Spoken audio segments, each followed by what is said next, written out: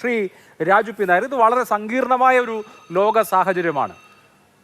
ഇറാനെ അമേരിക്കയും ഇസ്രയേലും ആക്രമിക്കുന്നു, മറിച്ച് ഇറാൻ GCC രാജ്യങ്ങളെ മൊത്തമായി ആക്രമിക്കുന്നു. GCC രാജ്യങ്ങളിലെ അമേരിക്കൻ കേന്ദ്രങ്ങളെ മാത്രമൊന്നുമല്ല, ഇന്ത്യയുടെ വളരെ അടുത്ത സുഹൃത്തുക്കളായ ലക്ഷക്കണക്കിന് ഇന്ത്യക്കാർ, മലയാളികൾ വിശേഷിച്ചും ജോലി ചെയ്യുന്ന ഗൾഫ് രാജ്യങ്ങളിലെ സിവിലിയൻ ഇൻഫ്രാസ്ട്രക്ചർ ആക്രമിക്കുന്നു, വിമാനത്താവളങ്ങൾ ആക്രമിക്കുന്നു, ജനവാസ കേന്ദ്രങ്ങൾ, വലിയ ഹോട്ടലുകൾ ആക്രമിക്കുന്നു. ഇങ്ങനെയൊക്കെ സംഭവിക്കുന്ന ഒരു സാഹചര്യമാണ്.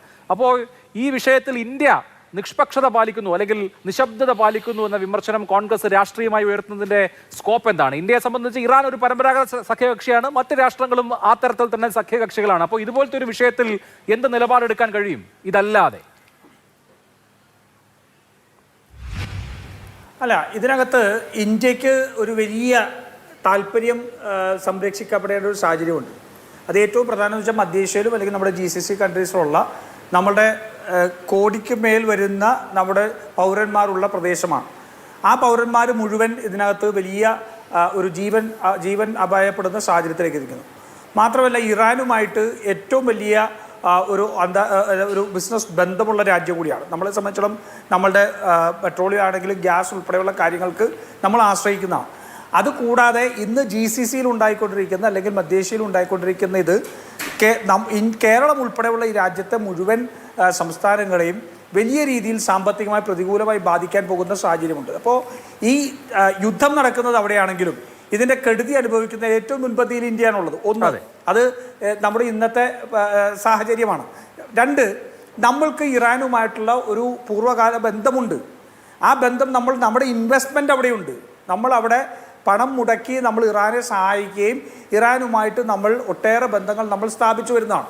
അപ്പോൾ ആ രീതിയിൽ ഉള്ള ഒരു ബന്ധവും നമുക്ക് ഇറാനായിട്ടുള്ളതും അവിടെ നിൽക്കുന്നുണ്ട്. ഇപ്പം ഈ സാഹചര്യങ്ങളെല്ലാം നിൽക്കുമ്പോൾ പുതിയ ലോകത്ത് ഇസ്രായേലിനെ ആക്രമിക്കണം എന്നുള്ള ഇതൊന്നും ഞങ്ങൾ പറയുന്നില്ല. പക്ഷേ ഈ താല്പര്യം ഇസ്രായേലിനെയും അല്ലെങ്കിൽ ഇറാനുമായിട്ടുള്ള പ്രശ്നങ്ങൾ പരിഹരിക്കപ്പെടുന്നതിന് വേണ്ടിയിട്ടുള്ള നിലപാട് ഇന്ത്യക്ക് എടുക്കാമായിരുന്നു. അതാണ് ഇന്ത്യ ചെയ്യേണ്ടത്. ഇപ്പോൾ റഷ്യ ഉക്രൈൻ യുദ്ധം വന്നപ്പോഴും ഈ പറയുന്ന രീതിയിലുള്ള ഒരു മൗനം ഇന്ത്യയുടെ ഭാഗത്തു നിന്നുണ്ടായി.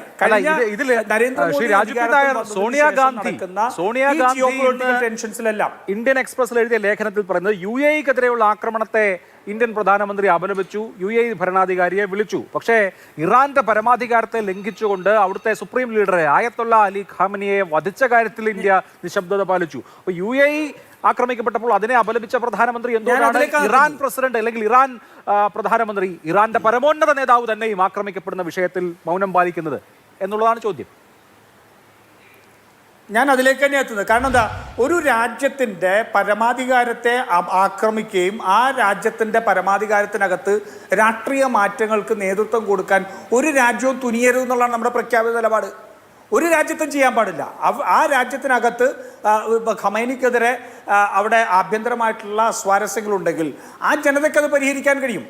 പ്രത്യേകിച്ച് ഈ ചർച്ചകൾ നടക്കുന്ന സമയത്ത് അത്തരത്തിലുള്ള ഇപ്പോൾ എന്താ ഇസ്രായേൽ എന്താ പറഞ്ഞത്, മുൻകൂട്ടി ഞങ്ങൾക്കെതിരായിട്ടുള്ള ഞങ്ങളുടെ നിലനിൽപ്പിന് പ്രതികൂലമാകുന്ന സാഹചര്യങ്ങൾ ഉണ്ടാവുന്ന മുൻകൂട്ടി കണ്ടതുകൊണ്ടാണ് ഞങ്ങൾ ആക്രമിച്ചത്. അതേസമയം ട്രംപ് എന്താ പറഞ്ഞത്, ഇറാൻ രാജ്യത്ത് ജനങ്ങൾക്ക് ഒരേ ഒരു അവസരം കിട്ടിയിരിക്കുകയാണ് നിങ്ങൾക്ക് രക്ഷപ്പെടാൻ, അതുകൊണ്ട് ആ സർക്കാരിനെ അട്ടിമറിക്കാൻ, ആ നേതൃത്വത്തെ അട്ടിമറിക്കാൻ നിങ്ങൾ നിൽക്കണം. അപ്പോൾ താല്പര്യം വളരെ വ്യക്തമല്ലേ?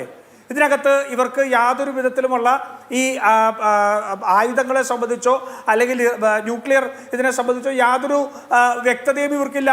അപ്പോൾ ഇവർ രണ്ടുപേരും, US-ഉം ഇസ്രായേലുമാണല്ലോ ഇതിനകത്ത് ഏറ്റവും പ്രധാനപ്പെട്ട രണ്ടുപേരും വ്യത്യസ്തമായ കാരണങ്ങൾ പറഞ്ഞുകൊണ്ട് ഇറാനെ ആക്രമിക്കുകയാണ്. ഇറാനെ ആക്രമിച്ച് അവിടുത്തെ ഒരു യുദ്ധം പ്രഖ്യാപിച്ചതിന് ശേഷമല്ല, ആദ്യത്തെ സ്ട്രൈക്കിലാണ്. എന്ന് വെച്ചാൽ സമാധാന സംഭാഷണം നടന്നുകൊണ്ടിരിക്കുന്ന ഒമാൻ ഉൾപ്പെടെ മുൻകൈയെടുത്ത് നടത്തിക്കൊണ്ടിരിക്കുന്ന സമാധാന സംഭാഷണത്തിന്റെ സമയത്ത് ആദ്യത്തെ സ്ട്രൈക്ക് ആ രാജ്യത്തിന് തലവനെ കൊന്നുകൊണ്ടാണ്.